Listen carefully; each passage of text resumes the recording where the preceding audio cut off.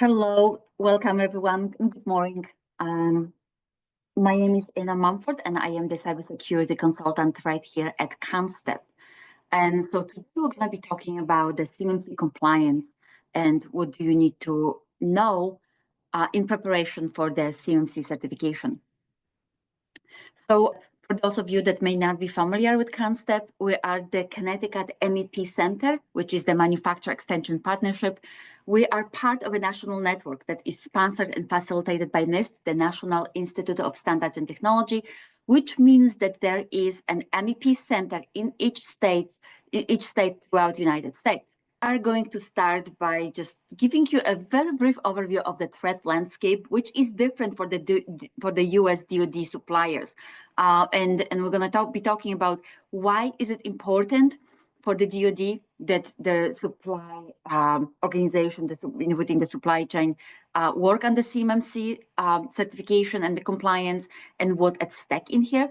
We are going to be I'll give you a very brief overview of the regulations. It really will be a cliff notes, but in case we do, which I expect that we do have some participants in our webinar that are still new, still learning about the basics of the DFARS regulations and the CMMC program and what to expect. We're going to talk about the timeline of the implementation and the impact it will have on the sector. We're going to be talking about the CMMC certification assessment process. I know that many organizations are looking to actually acquire the CMMC certification. So it's sort of important to know what to expect, how that process is going to progress or go, so we can actually target and we can start planning to prepare for that as we move along. We'll talk about identifying federal contract information, controlled unclassified information. There's still lots of confusion about it, what it is, how to identify it. And then we'll talk about scoping. This is something that not everybody's talking. Lots of organizations out there just miss that part altogether, but it is critical to acquiring your CMMC certification.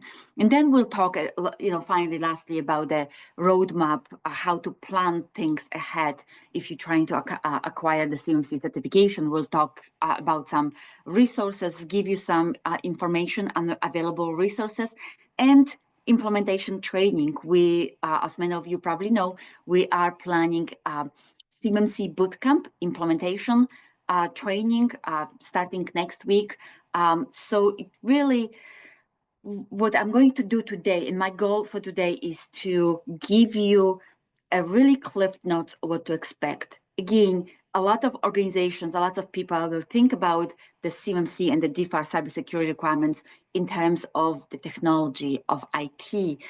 Yes, IT is part of that, but it is so much more to it. There is so much depth and breadth in the requirements, what necessary to have in place. So I will not be talking about the NIST 800-171 framework today, but I will talk about all the other requirements or a lot of the other requirements. But I also would like to kind of refer you to our CMMC Bootcamp that is coming up, because in there we will get really in depth and talk about very specific, what do you need to have in place to prepare for the certification and to be fully compliant. Okay, next slide, please.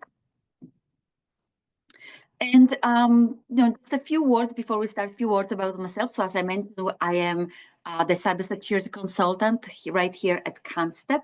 For the past 5 years, I have been working with small, medium-sized manufacturers in Connecticut, assisting them with regulatory cybersecurity compliance, with assessments, with implementation. Usually when we work with a company, we work with the company's leadership management team, as well as their IT resources, whether they are internal or external, like IT managed service provider, and we guide them through the cybersecurity compliance implementation requirements and the whole initiative. So I am also certified CMMC registered practitioners. I am the CMMC certified, assessor, actually working on my assessor, preparing for my exam. And I am SCCP, as I just mentioned, and just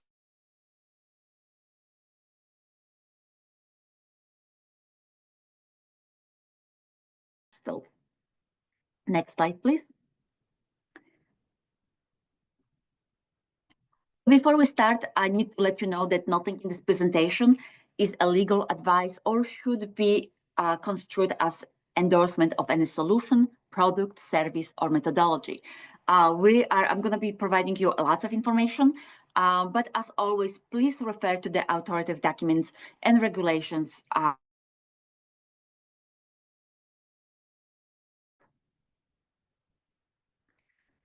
So let's start with the cybersecurity threat landscape. Next slide, please, Lauren. So in 2022, the manufacturing sector became #1 target for cyber attacks, accounting for nearly 25% of all cyber attacks across all industries worldwide. And this is mainly due to the manufacturer increasing reliance on interconnected industrial systems, smart technologies, and adoption of digital transformation. So as the attack vector expands, cybersecurity becomes even more vitally important. At the same time, many companies ignore cybersecurity altogether, thinking that they are just too small to warrant an attack. Many have legacy industrial systems where updating of those systems is not available or is just simply too expensive to replace them. Often they depend on aging infrastructure that runs on unsecure operational technology. So according to the Bureau of Industry and Security. Next slide, please, Lauren. 99% of all manufacturers in the US are small and medium-sized manufacturers, yet about 50% of those lack basic security controls, which means that the safety of our country is at risk. Think of industries like such as critical manufacture, automotive or food industry, fuel or medical sector, just to name a few. Next slide. So let's talk about the US defense industrial base, the DIP sector. Lauren, can you go back one slide, please? Thank you. So sector consists of about 300,000 subcontractors supporting the US military, where many of those handle sensitive DoD information, which means that about 99% of all DoD designs, makes, and uses come from small, medium-sized manufacturers, where the majority of those are widely unprotected and lack basic security safeguards. Next slide. So as you can see on this slide, this represents a threat to the security of our nation, where other adversarial nation states diminish the US military capabilities and the ability of our country to defend itself. And they exploit that for geopolitical impact and economic gains that is reshaping the balance of power in today's world. Next slide. So can you tell which of those two is the USB-2 spirit and which one is the Chinese Communist Party's H20? It's difficult to tell the difference, right? So US manufacturers are bleeding critical information. And the fact that these two look so much alike, so similar, did not happen by accident. Next slide. As you can see in here, in this example, other adversarial nation states develop counter-weapon systems and capabilities for pennies on a dollar. They field test and improve on those technologies, and just for the purpose that it will give them advantage in the next great conflict with the US. And therefore, they understand the weaknesses of the current US field systems and our capabilities. Next slide. Here's another example of the situation. So it took the US over 33 years and $203 billion to develop the B-21 radar. China exploited the US defense supply chain. They captured the information and they were able to reproduce their own version of that aircraft in just 15 years before even the original US version was operational. So again, they were able to figure out what are, from the public information, what are the DoD contracts, and just traverse the supply chain, follow the breadcrumbs, and steal that information. And so it's not only that they were able to reproduce and reverse engineer and create their own aircraft, they know what are the weaknesses of our systems, our equipment, and they have the advantage at this point. Next slide, please.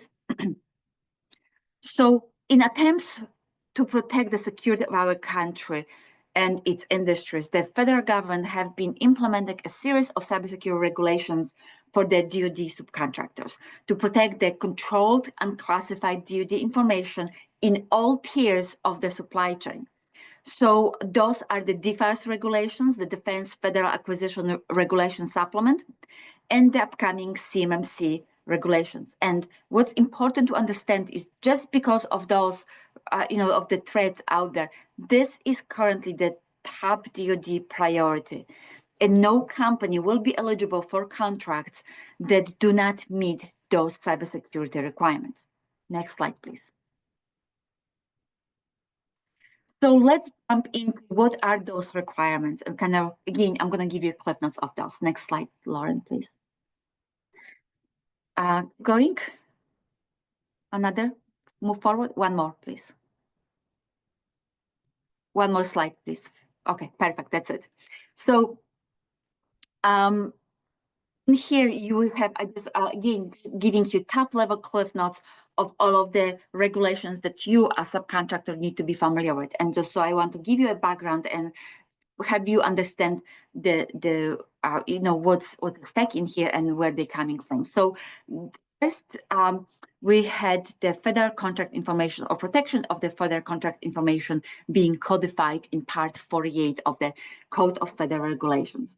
And in particular, what you can see now, even in your own contract, you will see a lot of time the FAR 52.204/-21 regulations, which talks about protecting the requirements and protecting federal contract information. CUI, the control on unclassified information, are actually the protection of the information is codified in Part 32 of the CFR. And then in your contracts, you may see the DODI 5200.48 or any variations of them, which talk really about the CUI policy responsibilities of protecting of that, handling, identification, storage of that information throughout the supply chain and the subcontractors' systems. It also establishes the CUI registry, which I will talk about that later. So other DFAR clauses I want to bring your attention to that are super important is the DFARS 252.204/7012, which actually establishes the implementation of the, or those are the basic requirements, implementation and protection or safeguarding of CUI. And then we have or we simply actually call those DFARS 7012, 7019, and 7020, which I'll talk about in the next slide very briefly. And then we have DFARS 7021, which actually implements or installs the CMMC programs. What's important to know in here that those are the regulations are different, or we have regulation on one side, and then we have the NIST Special Publication 80171 framework, which has been established and developed by NIST, the National Institute of Standards and Technology, which falls under the Commerce Department.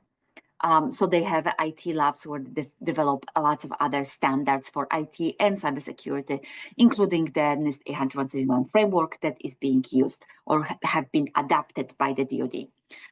So it is very important that the contractors read your contract, reads what's in your contract, and you do have a legal obligation to fulfill those requirements. If you are unsure, if you need to follow any of those, ask the prime, ask your clients, ask the contracting officer. Also, there is something called Christian doctrine, which means that even that you are still accountable to be compliant with those regulations, since they are codified in Code of Federal Regulations, which governs the laws of our nation, even if those specific regulations are not explicitly listed or called out in your own contract. That's super important and worth keeping in mind with. Next slide, please. So I'm going to give you, again, very top level cliff notes of those regulations. So the DFAR 7012 was put in place in 2016 or somewhere around there.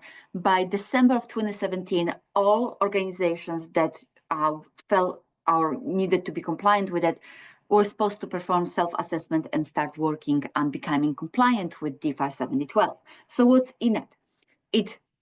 Anyone that works under a DoD contract have to be compliant or have to have those implemented.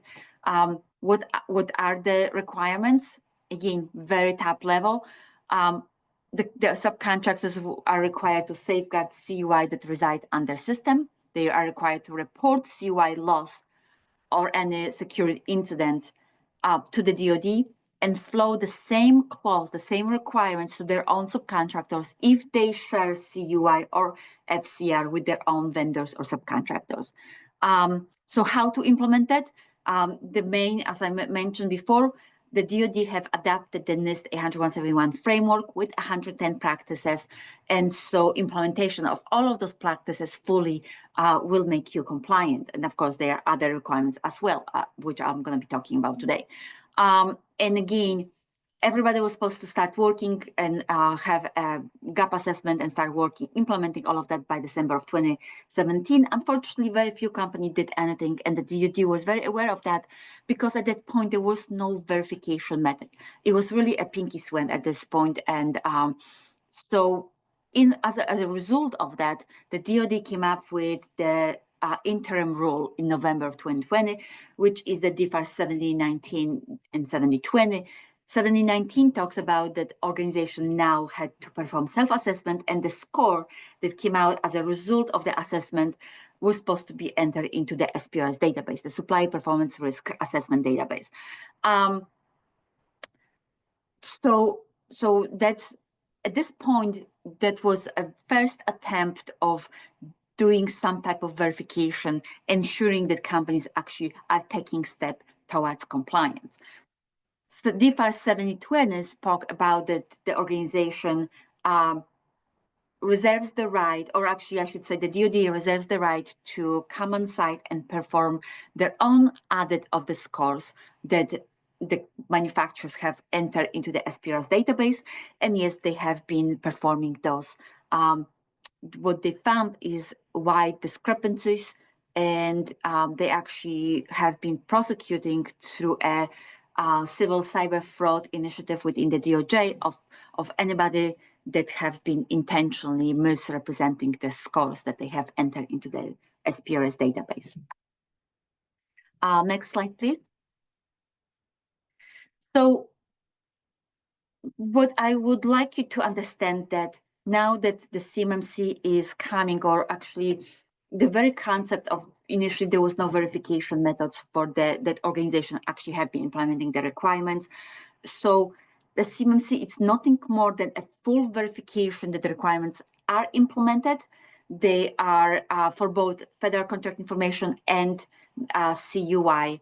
And the verification is actually a full audit by a third-party provider, external organization, and that's how you will get the certification. Next slide, please.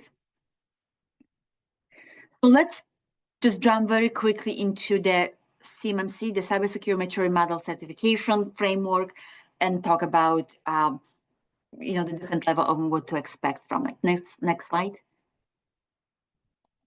So as you can see in here, the program took quite a few years to be designed and actually be completed. It started in June of 2019 and we went through different versions.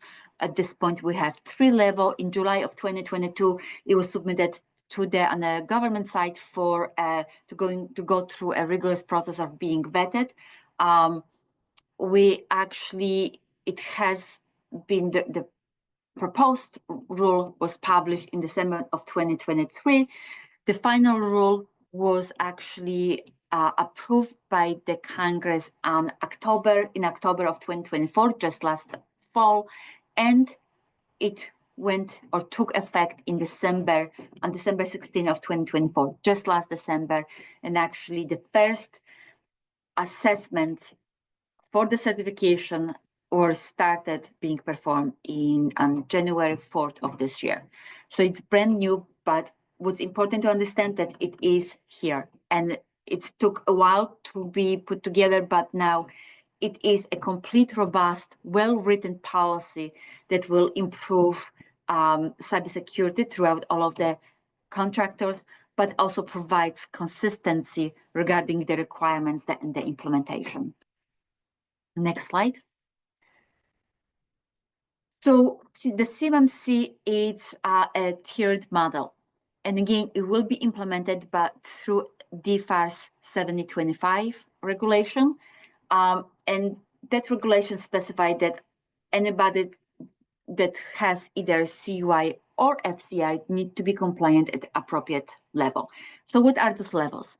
So the level 1 is foundational. It refers to protecting federal contract information only, and it requires to be compliant with 17 controls out of the 110 of NIST 80171.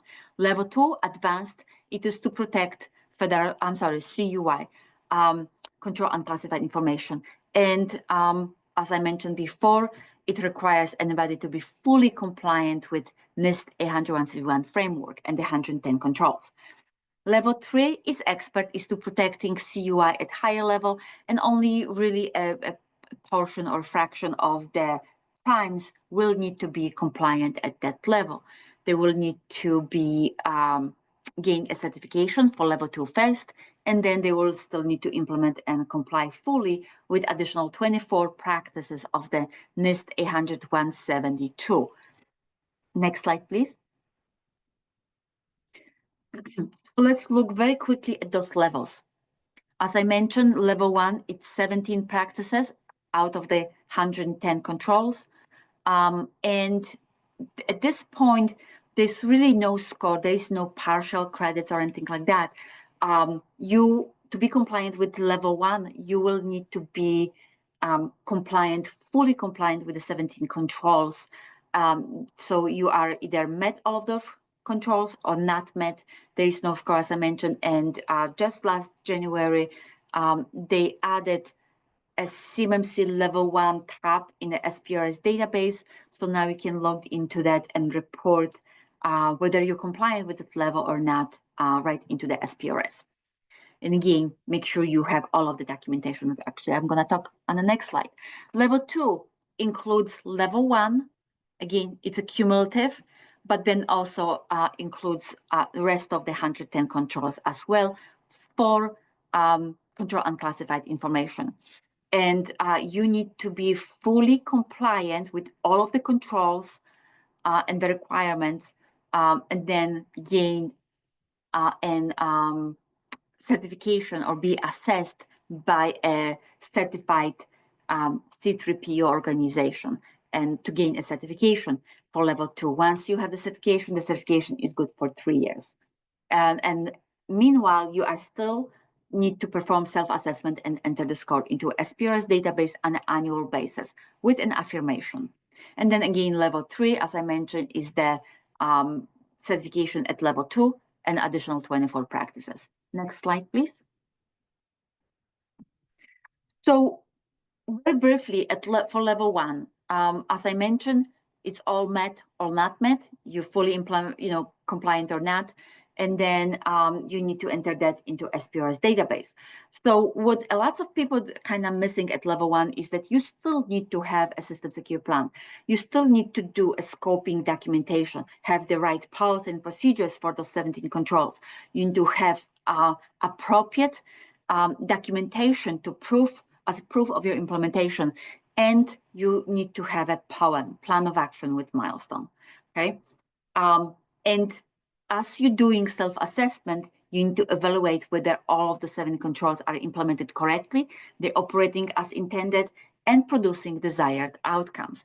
So there are two documents of the CMMC official documents, which is the CMMC assessment guide for level 1 and level 2, and you can find them on the official CMMC website, which the link you see on our slide, but also you can find in a Q&A.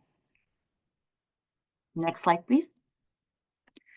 For level 2, until this point, the requirement was a self-assessment with affirmation entered into, or the results entered into the SPRS database. That is still in place. You still need to do that on an annual basis, but now we have a full verification, or the implementation verification method through a certification by a C3PO organization.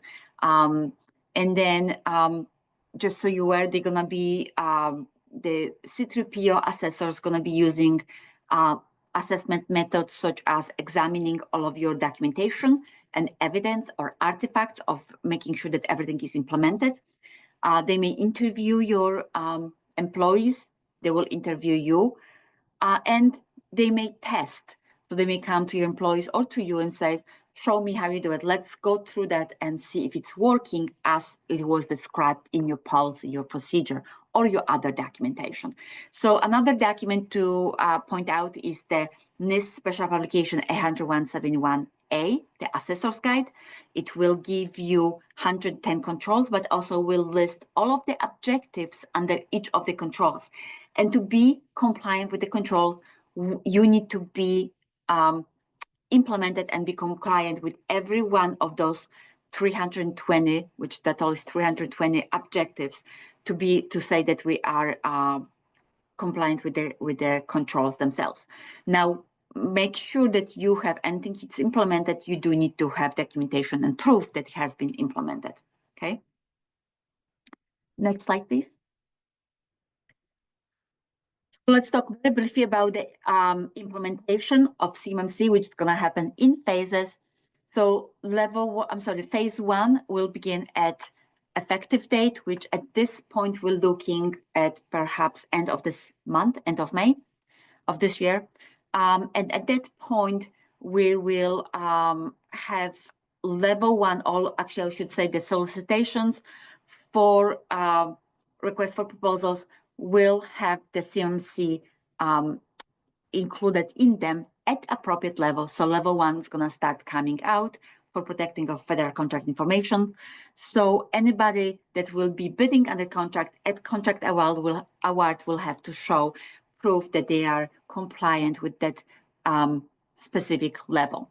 And again, that will depend, the levels will depend on the type of information that will be either passed or developed within or shared within that scope of that contract. Phase 2 will begin 12 months later, or at this point, we're looking perhaps May of 2026. And at that point, the contracts will start including level 2 requirements, a certification requirements, although some of the our request for proposal will state certification at award or at option period, meaning at some other future date where the contractors will have to be compliant or have the certification.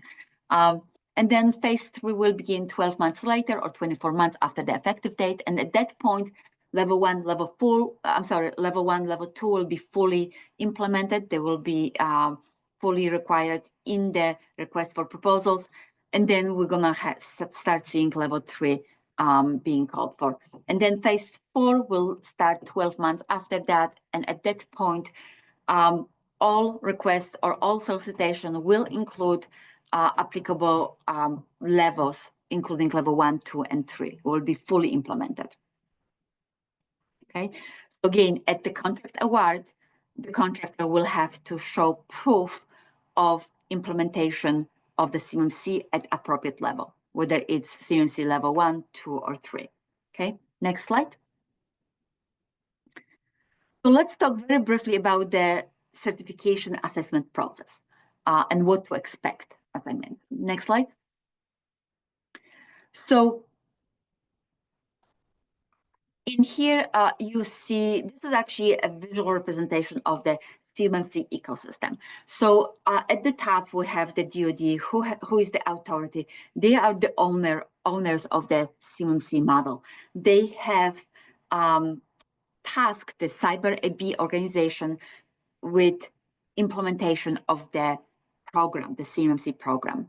And you can see actually Cyber AB has a marketplace website where you can go to it and you can see all of the accredited services, professionals, and organizations are listed over there. Okay, so we have, when we think about the ecosystems and accreditation by Cyber AB, we can think in two categories: organizations and individuals. So the first one I want to bring your attention is the OCS. This is the organization seeking certification. And this will be the contractors, subcontractors, so that will be you. So just, you know, I want to make sure that you are familiar with those terms. Then we have RPO, those organizations that just, you know, applied and have somebody that went through an RP training, and they are certified to help organization prepare or be compliant or maybe do assessments. And then we have a C3PO organizations. Those are the CMMC third-party assessment organizations. Those organizations went through a very rigorous vetting process, and only those organizations are tasked by the DoD and are authorized to perform the CMMC certification audit. Those organizations will employ individuals that have the CCP and CCA certification, which is the CMMC certified professional and CMMC certified assessors. To gain those certifications by individuals, it's again week-long training and very extensive examinations, and again other requirements are in there as well, including background and things like that. So you will have, so those are really, you know, something for you to be familiar with in those terms and those individuals, because you're going to be dealing with them all throughout your assessment process. Next slide, please. So when you engage with a C3PO organization, who's going to be on your assessment team? So every assessment team will have a lead assessor that oversees and manages the team, as well as create a plan for the assessment themselves. Okay, itself. The assessment team, as I mentioned, is going to compose of CCAs, CCPs. CCPs are authorized to assess CMMC level 1 controls, so 17 controls. CCA will be assessing your CMMC level 2 controls. And then the C3P organization will also have to have a CMMC quality assurance professional on their staff. And those individuals are responsible for ensuring the completeness and accuracy of all of the documentation. And they will be reporting the results of the assessment to the DoD. Next slide, please. Okay, so a few things to kind of understand is that, again, I talked about the CMMC, Cyber AB CMMC marketplace. When you engage with a C3P organization, they will have 5 business days to respond to you in writing, and then also assign a lead assessor that's going to be start engaging with you. First thing they're going to be asking you is to send them all of the information. They're going to be reviewing your system security plan. They're going to be reviewing your scoping documentation. They're going to be asking you questions. They're going to be looking whether you have a sufficient documentation, the artifacts to show whether you are ready for the assessment. Okay, if you are not ready for the assessment, if you don't have all of everything, if they cannot, you know, either agree or verified all of those components, they may turn you away, says, keep working on it, you're not ready, come back when you're ready. Okay, and also the assessment team size and the number of days of the on-site assessment will depend on the size of the company being assessed, the complexity of your IT systems, and geographic footprint, which means that if you do have many, multiple locations, maybe different sites, that will increase the scope of the assessment itself. And so what's also important to know is that the OSC, you, the contractor, should know the result of the assessment or the decision before the assessment team completes the assessment and departs. Okay, next slide. Next slide, please. Okay. So there are three possible outcomes of an assessment. We have everything goes well, you are fully compliant, there were no deficiencies found, and you gain the full certification, and you now just need to maintain a good standing with the cybersecurity requirements for the next year moving forward. Second is no certification. There are major findings were found in it, and you need to really move on and keep working on correcting those deficiencies, and then re-engage again anew with C3P organization. The third possible outcome is conditional certification. And what that means is that during the assessment, part of the assessment will be done virtually, remotely, but there's a number of controls that need to be done on site or assessed on site. So during the assessment, each day, at the end of the day, you will have a meeting and you will know how it's going, what are the findings. They may, the assessors may give you, a chance to bring up more, show them more documentation, things like that. At the end of the assessment, there might be some items that they were found deficient on a POEM. POEM is Plan of Action with Milestone, meaning that it's a list of all of the deficiencies that were found. As long as you are still meeting 80% of compliance with all the other controls, and the controls that have been found deficient, meaning there was something small aspect of the compliance that was missing, right? So they were implemented, but there was something missing. There may be a lack of proper documentation, right?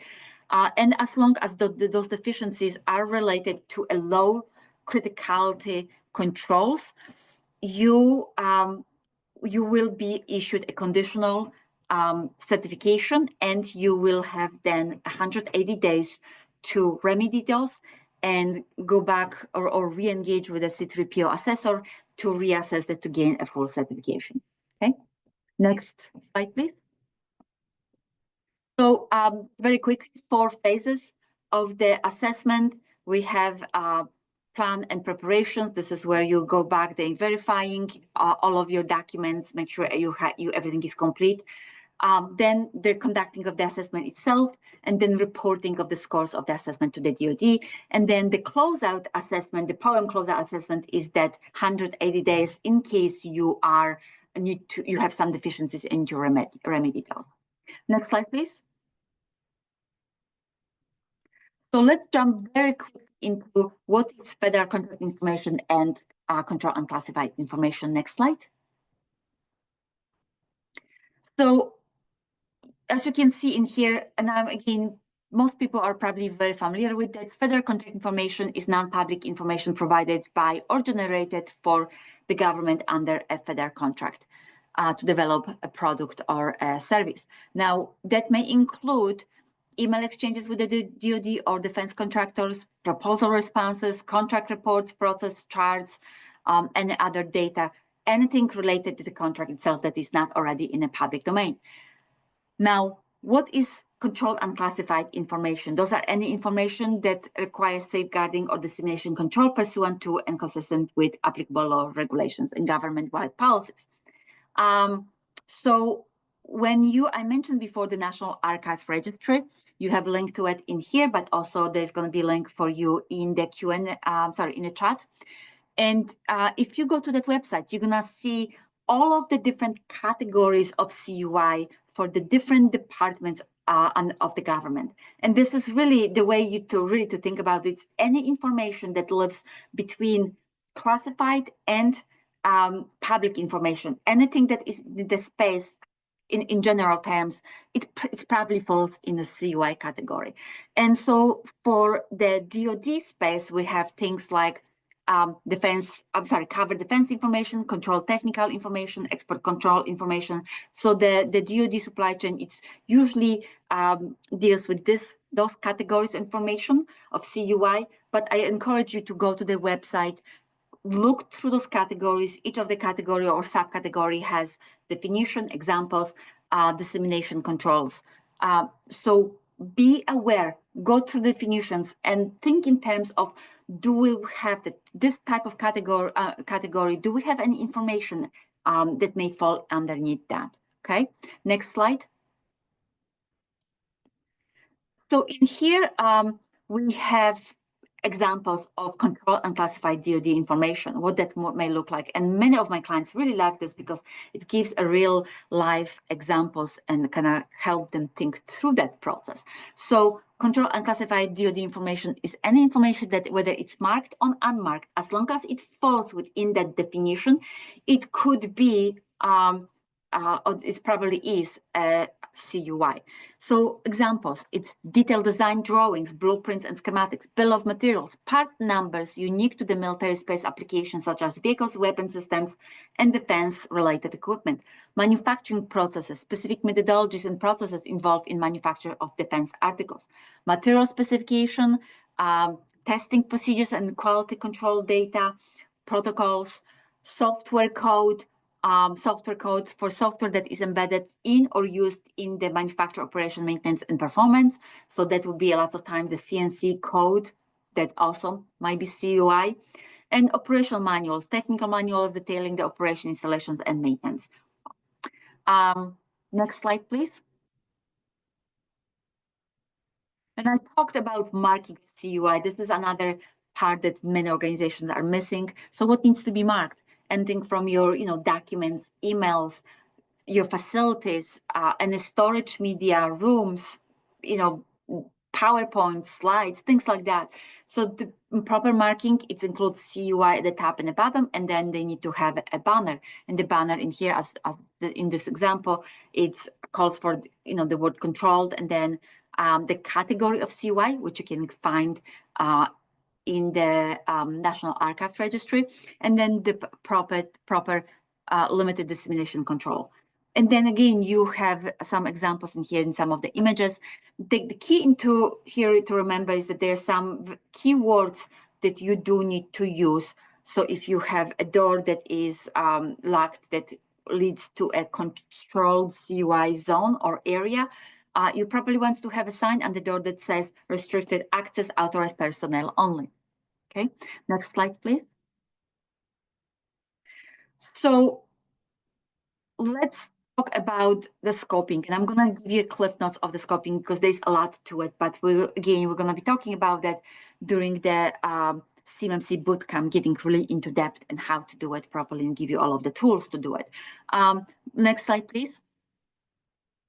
The scoping is nothing more than, it's following the data. As you know, the regulations are required to protection of the federal contract information, control and classified information. So to be able to do that, we need to know where the data is stored, how it's being transmitted, or how it's flowed through the organization, and how it's being used or processed, right? So we need to not just identify that, but we need to properly document all of that. Next one, please. Next slide. And there is a benefit to really doing a proper scoping, because then we can look at all of the documentation, we can ask ourselves questions. Can we minimize that? Can we eliminate something? Maybe it may require change of some business processes. And if we can minimize the scope, therefore we can, the implementation of the requirements, as well as the scope, the assessment, the certification assessment will be less intensive and maybe less requirements and the resources to do that. Next slide. So there are two documents, the CMMC self-assessment scope document for level 1 and level 2, and again, under the same website with the CMMC documentation that we provided you before. Next slide, please. So the CMMC level 1 assessment scope document has this table, which identified the 5 assessment categories. I'm just going to kind of go through them very briefly, but please refer to the document and kind of go through that. So we have the CUI, unclassified information assets, anything that process, store, transmit CUI. We have secure protection assets. So those assets that may or may not store, process, or transfer CUI, but provide a security protection to our assets that are in scope. Many of those might belong to a third-party providers. Then we have a contractor risk managed assets. So anything that is not considered out of scope or fully physically or logically separated, but it does not store, process, transmit CUI, we may categorize it as contractor risk managed asset. Then we have specialized assets, which do store, process, or transmit CUI, but because of their technical limitations, we're not able to fully secure them. So we need to list them in our asset inventory network diagram. We need to have different methods and techniques of protecting them further. But again, we need to document all of that fully. And then we have out of scope assets. Those are assets that are fully either physically, logically separated. Next slide, please. So we have in here visual representation of the different categories that are color-coded and what they may look like. Again, this is from the self-assessment scoping documentation, where you can see in red anything out of scope that is logically and physically separated. Thing to remember in here is that I mentioned the external service providers, your IT MSPs, your other vendors may be part of your scope because their employees, their IT systems, their facilities may store, process, or transmit CUI or provide a secure protection asset. Those organizations are called either ESPs, external service provider, or cloud service provider, CSPs. And those need to be either the ESPs need to be CMMC level 2 certified, or you need to bring them into your, pull them into your CMMC certification, assessment certification. For the cloud service providers, those, if they store, process, transmit CUI, they need to be FedRAMP certified. Okay, next slide, please. So I have a few minutes left, so let's keep going, please. Next slide.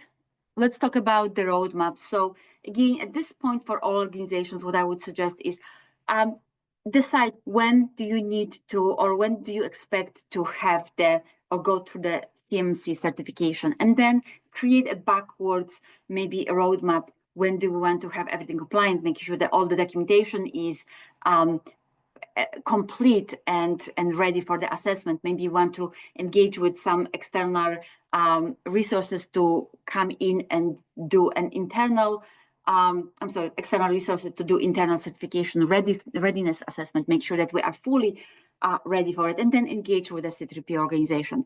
The cost to it, also part of the plan, whether you need to maybe update some IT systems, maybe you need some internal additional resources, or engage with somebody externally that will help you or guide you through the implementation. Also, the C3PO assessment itself, the cost of that, it's not insignificant. About, I would say 2 years ago, the DoD performed a case study where they came up with the assessment themselves for small, medium-sized manufacturer. It's going to be somewhere between $40,000 and $60,000. So, and that's what we see right now at this point. So again, make sure you can plan for that accordingly as well. Next slide. So there, for Connecticut manufacturers, there is a state funding available, which is the Cybersecurity Adoption Program. This is for the CMMC assessment and the certification or the requirements implementation. So it is being managed and administered by CCAT. So if you are interested, please reach out to CONNSTEP. Any of our BDAs will be happy to assist you, or you can go to their website directly. Okay, next slide.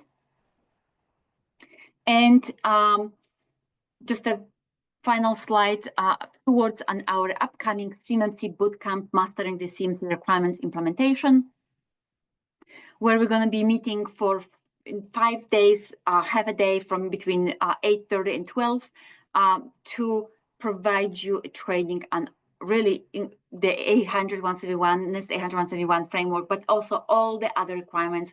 Will provide you with a lots of templates. We'll discuss everything, how it needs to be implemented, and give you a really good understanding background, including the bootcamp is going to be led by me and another gentleman who is actually a C3PO assessor. He's been doing assessments, so he will be able to share with you in depth more information on not just the assessment process, but what he has been seeing so far through the assessments and some of the gaps that he's been seeing, and will give you some really valuable advice on that. So those sessions will be virtual. And you can find more information and registration information by going to CONNSTEP.org and look under events. Or again, you may contact CONNSTEP directly. Next slide. And I believe that was our final slide. So at this point,